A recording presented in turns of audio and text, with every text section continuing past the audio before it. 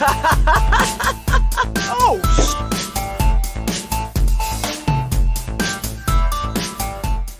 What's up, everybody, and welcome back to another episode of the Dead Funny Review Show. I'm your host, Chris, and today we're here to talk about Fear Street. So, Fear Street Part 2. Officially sat down, got a chance to watch the movie. Liked it significantly more than the first one. Like I said, there were a lot of cool things I liked in the first one. Like this one significantly more. But before we jump into that, once again, kind of a solo reaction series. Not too much to go on here, just the movie. So these are quicker review shows. But spoiler alert, that's definitely happening. We talk about spoilers here. So if you're wanting to watch it yourself before you get spoiled, go ahead and click off now. But if you're here to get spoiled, or if you're just here because you already watched it, welcome to the show. So my thought process was correct. We were going to go back in time and do multiple of these. It does look like, in my opinion, that because the third installment is the final installment, which comes out this Friday. Well, depending on when this is actually released. But the third installment is the final installment. And with that being the final installment, I don't think we're going to get too much more story about some of the other killers, which is kind of unfortunate. I wish they would have done a movie per killer and we could have like dove deeper into each killer. That would have been really, really cool. But I don't think we're going to get too much story on the kid. I don't think we're going to get too much story on the chick that was the daughter of the camp nurse. In this movie, I can't remember her name, and I don't think we're gonna get too much story on the guy that was just going around like drowning people and shit. Unfortunately, I think this last one is gonna be basically about the witch, is what it looks like. So we'll get a lot more interesting information on her, and then kind of see where things are gonna go from there. Yeah, so jumping into this one, basically started out right just like at the end of the last one, where they actually reach out to C. Berman to talk to her and figure out basically how she beat the witch. How did this happen? Da-da-da-da-da. Turns out, unfortunately for them, she didn't beat the witch. That, you know, she has to do all this stuff to make sure all of her doors are locked, all this other stuff.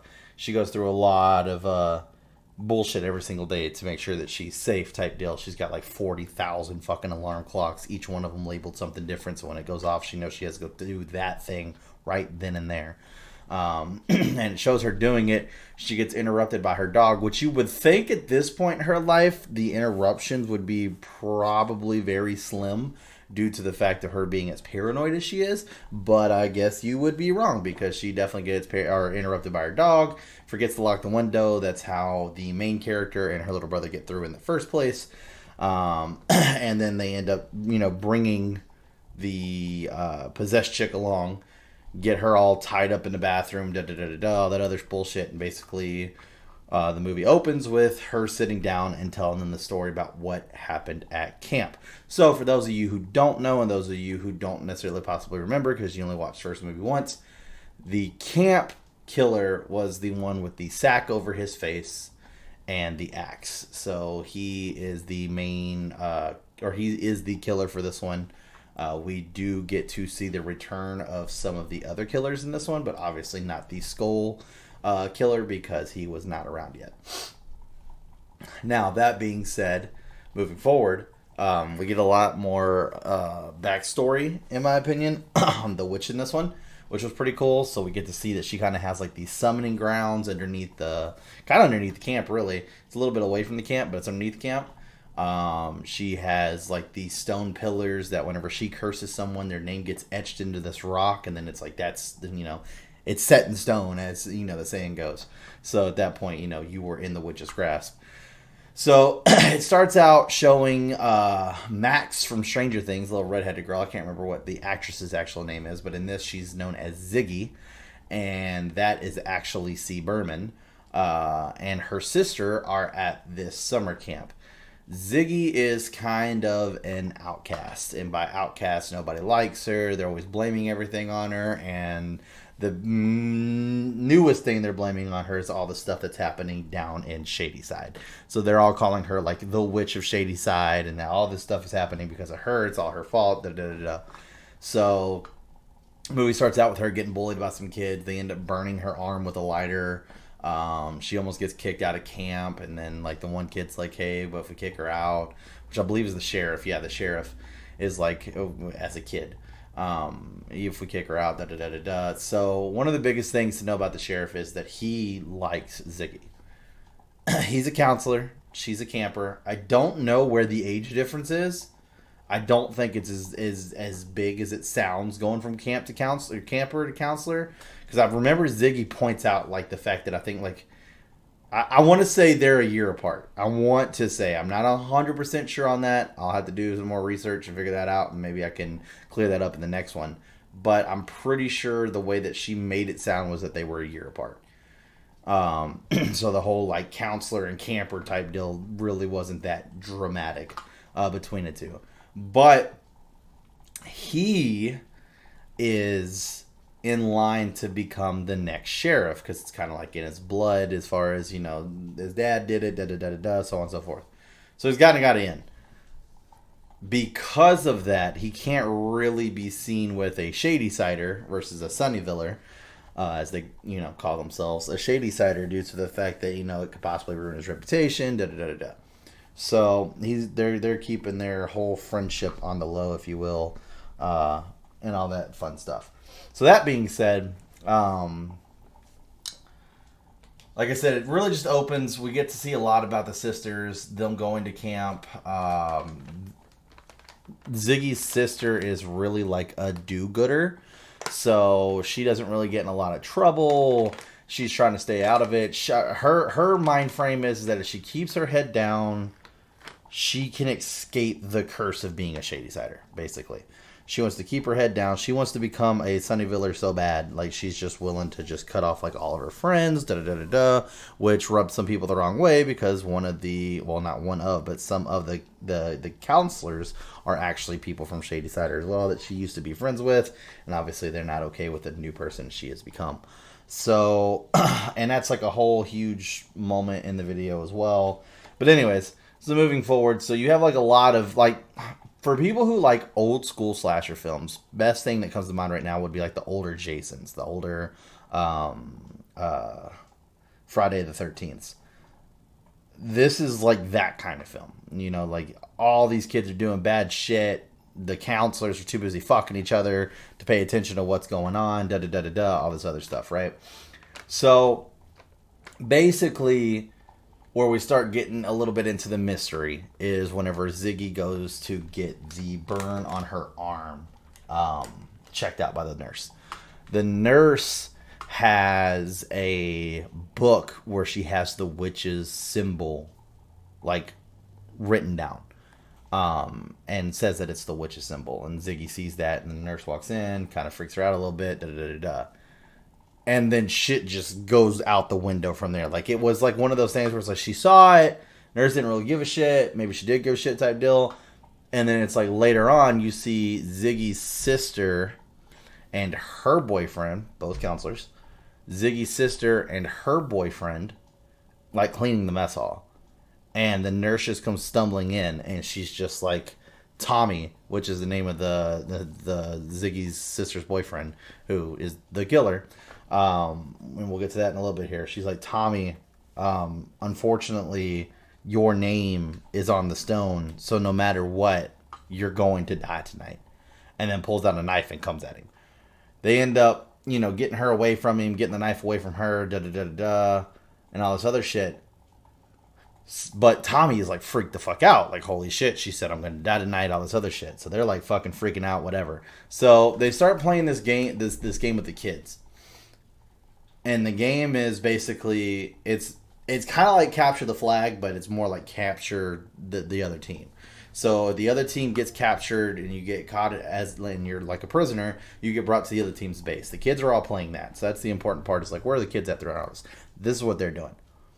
The counselors, and by counselors, I mean, and I wish I remember the names. I really wish I remember the names, but I don't.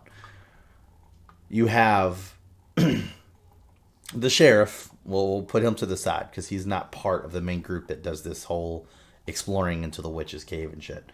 So we'll move him to the side. He's kind of still back with Ziggy, and then there was this other counselor, this fucking fat guy who was it's so forgettable. It was ridiculous. And then you have Ziggy's sister. This is the main group, main four. Ziggy's sister, her boyfriend, or I'm sorry, yeah. Ziggy's sister, her boyfriend, Ziggy's sister's best friend, and then her boyfriend. So 2 chicks, 2 guys.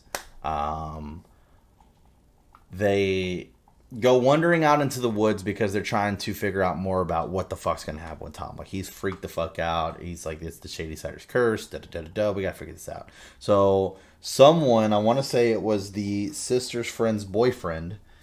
Jesus Christ, I sound like I'm telling like some some like fucking juicy gossip. So and so, so and so, so and so, so and so's second cousin twice removed. Anyways, so Ziggy's sister's friend's boyfriend knows where the witches are, where supposedly the witch's place is. So they go out into the woods and they end up finding like the remains of where the witch would have been. And it was her house. So they get in there and they end up finding like the ritual ground underneath, because basically like there's like this table, and behind the table was like this hole, and you go in the hole and it goes down and then brings you around where like this whole fucking shit's going on. Like all this, she does all of her black magic. And once again, at this point, she's been dead for years and years and years and years. But as we know, the tale, she cut off her hand. Her hand curses the land, and it won't stop until her hand and her body are rejoined. Anyways. As they're leaving out, the 2 guys go, and Ziggy's sister's friend stops her and is like, hey, look at the stone. And they look at the stone, they see his name on the stone. Only the girls. This is the important part. She then is all like, or the sister's like, oh, well, ha ha ha, that's not funny. Why would you do that? She's like, well, I didn't do it. She's like, I'm telling you, it's there. Like, you think I did that with my fingernails? Like, that's solid stone that's scratched in there. So all of a sudden we start seeing the same things that we saw in the first movie, where like he's kind of getting deadpan in the eyes. His face is like all clammy and sweaty, and there's the fly flying around him, all that shit, just like every other killer. He then picks up an axe, and as the 2 girls are coming out, he kills the boyfriend of Ziggy's sister's friend. So now we're down to just the three counselors. He chases the 2 girls. 2 girls run back in. They escape through this other hole. They get down and get lost in this cavern, mines, whatever. But luckily for them, they have this book on them. This book shows the witch's symbol, which they find out that she has basically carved these tunnels in that shape underneath the fucking camp. So they end up moving. They find like that red moss that keeps growing, and know to follow that, they're going to get closer and closer to the camp. That being said, they're down there doing that, trying to get away from the killer. The killer's already gotten back out. He's now just wreaking havoc on the camp. This killer is... They double down. He's killing kids. He's killing counselors. All kinds of shit. Shady Sider, Son of Villa, don't matter who you are, you're dying. So... all that shit starts happening. This is kind of like when the sheriff starts to slowly get to where he's at. And one of the things that I noticed was that the sheriff has a limp in his leg, is what it looked like in the first one.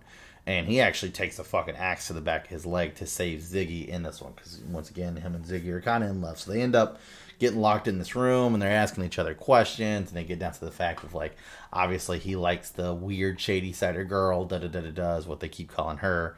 And then she's like, would you ever kiss the Shady Sider girl? And they end up kissing, whatever. And then, like, all the shit's going on. So he brings her to the mess hall. He tells her to stay put. They end up leaving. Well, this group comes up that tortures the shit out of Ziggy all the time, pushes her up against the wall. It's like, hey, what'd you do with so-and-so? Well, let's back up a little bit. They were trying to get some revenge back on so-and-so for picking on Ziggy. And by them, I mean...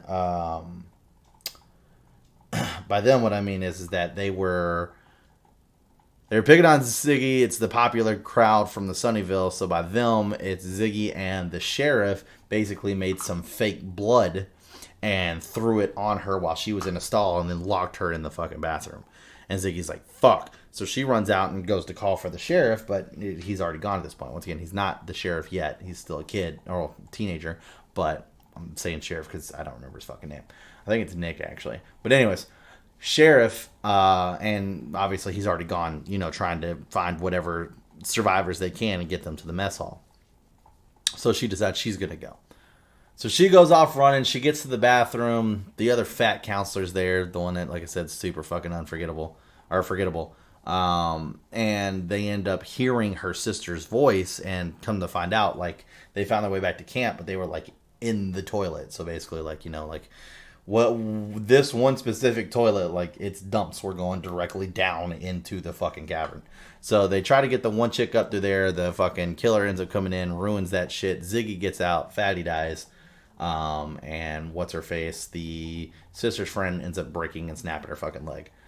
They find this weird, like, organic mass that's like down in the fucking bottom, and it's like breathing and shit. And somehow that's like what the witch uses to do her bidding. I didn't really understand that, so I'm hoping like I get a little bit more clarification on that one, because like whenever they touch it, they see like the things of the witch, and that's like kind of where the flies are all at and where they're going from. So I don't know if that's like because like that's not where the hand is, which is the weird part. It's also not where her body is. I don't know, it's fucking weird. I haven't figured that part out yet. So like, for instance, we know the body is off in the forest somewhere close to the road, because that's where the first chick in the first movie got possessed in the first place. They had a car crash right there, got out, touched the bones. We know that much. Because of this movie, we know that the hand was down there, but it wasn't near this mass that I'm talking about, because the chick ends up finding it, the sister's friend. So I don't know what the fuck the mass is. I literally don't know what the mass is at this point. But anyways, so they had to find another way out, because that way's not going to work, and they're trying to get out. They ended up, well, the one chick ends up dying. I can't remember exactly how the fuck she died. Oh, yeah. No, never mind. I remember. So basically, they end up getting out to help Ziggy from getting killed by the killer. Because as I told you, Sheriff takes an axe to the leg for her to get the fuck out there, like in the reptile room. She ran all the way over to this one spot. The killer chased her. She got inside. The sister could hear what was going on. She was kicking through this grate to get out.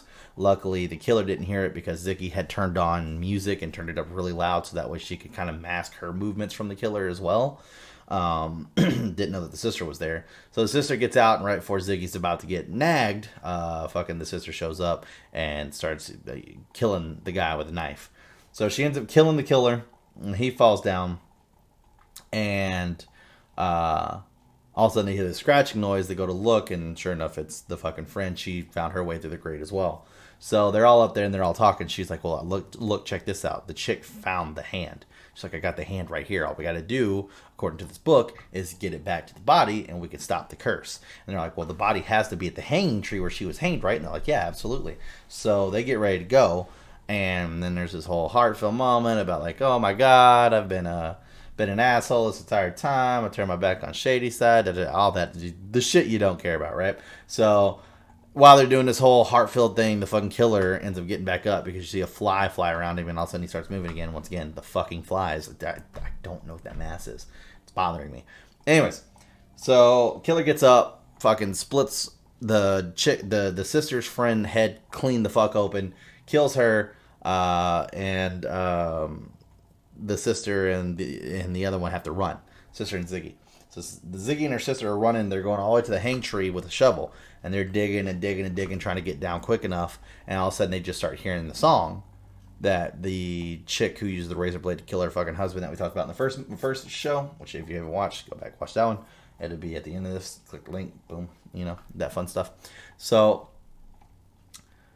she shows up. And the little kid killer shows up. The dude who goes around drowning people and stabbing people shows up. And the fucking axe killer, the fucking boyfriend's also there. They're closing in on all corners. They end up getting down to the grave to find a rock that just says the witch is like forever or something like that. I don't know. But basically the witch's body's not there. So they're fucked. So the sister's like, run, they're after you. And the reason why they're after Ziggy is because she touched the hand, and when she did, she bled from her nose, and her blood landed on the bones. Now the witch wants to kill her. She bled on the hand. So they're after Ziggy. They're not after the sister, which is unfortunate for Ziggy, obviously. So at first the killer was just on a fucking rampage. He wasn't after anybody specific. Now he's after the sister, or now he's after Ziggy. This was probably one of the brutal scenes, honestly. The most brutal scenes, I think, so far out of the series. So she goes and pushes the sister, then tries to stop the killer. The axe killer gets her, kills her, but like not quick and not easy. Knocks her down and is just like constantly going at her chest. He probably hit her in the chest. We watched that probably happen like fucking 20 times. And then the killer that's stabbing and drowning people catches Ziggy and kills her. So we actually like see like a kid getting stabbed. Like she gets stabbed multiple times in her side. Then he gets on top of her, stabs her and stabs her and stabs her. Like it was kind of brutal. There was a lot of blood, a lot of stabbing going on. They're both reaching for each other, da da da da da, and they die. Well, the sheriff shows up, and because now the killers just disappear, the sheriff shows up and performs CPR on her and brings her back to life. Ziggy, not the sister. Sister's done. Like her whole fucking chest is just out. Like she is just fucked up.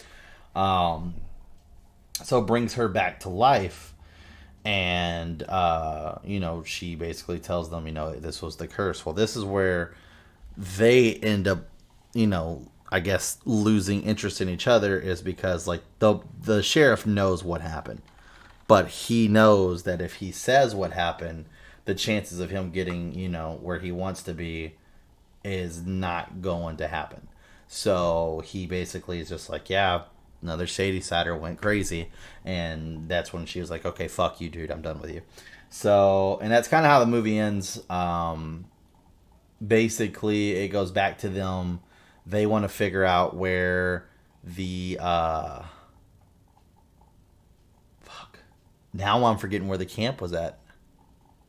It's the mall. Yeah, at the mall. That's where it's at. Okay, so fucking full circle to the first film. I was like, where the fuck was that tree at? Okay, so then it goes back out to our people from the first movie, and they're all like, okay, so basically all we need to do is get the hand and give it to the body. And the chick's like, it's impossible. No one knows where the body is. And like, no, we know where the body's at.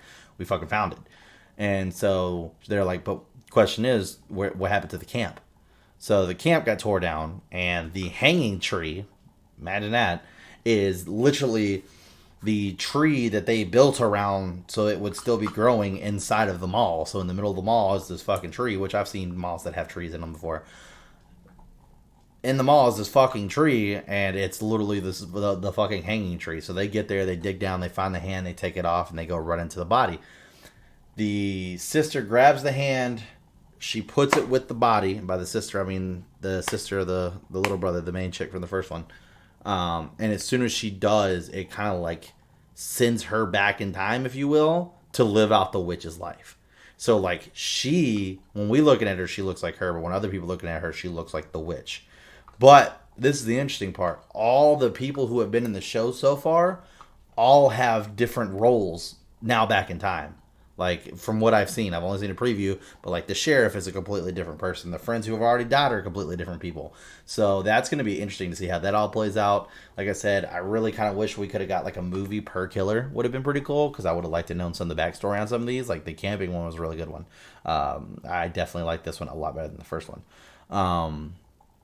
But yeah, like I said, I definitely think it was a good one. Definitely check it out if you're a fan of old school slasher films. This is what that is. 100% is what that is. Old school slashing film to the core. I mean, all of it reminded me of, like I said, watching some of the older Friday the 13th, all that fun stuff. So make sure you check it out. Once again, that is Netflix's series Fear Street, based on the R.L. Stine books.